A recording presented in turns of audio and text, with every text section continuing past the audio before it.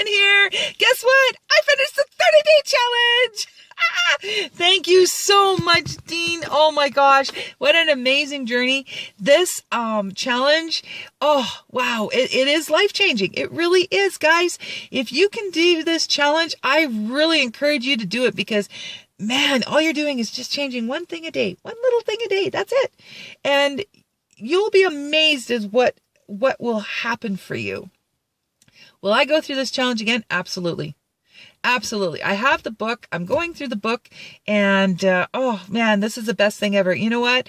I wish I would have had this in my hands and this program in my hands years ago when my kids were little, because I would be teaching them this stuff then, you know, and because it's so empowering. It's so empowering. One of the two things, that I took, there's two big things, okay, that I've taken away that's really helped me right now. Okay. I mean, you're doing challenges every day. They're always different, but these two are huge for me.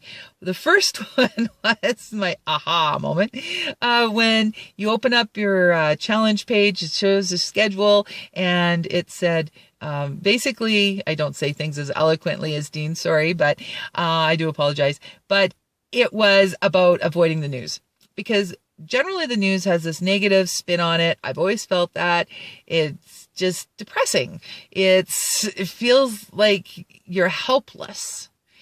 And so I've stopped watching the news years ago, and I stopped reading the papers years ago. So I thought, I got this. Big deal. I can do this. Not a problem. Whatever. Oh, wow.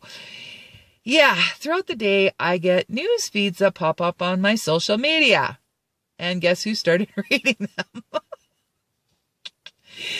And then you're talking to a friend of mine, and we start talking about current events.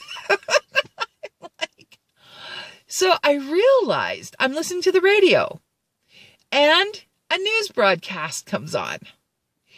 I realized that even though I've boycotted the newspapers or boycotted listening to TV stations, like news TV stations, or the news, whatever programs, I can't avoid not listening to some kind of news. It's around us. However, I can choose what I am going to listen to and what I'm going to give my time to.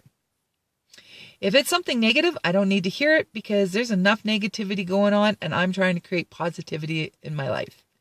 So that was a huge thing for me with the news and made me very aware of what I'm choosing.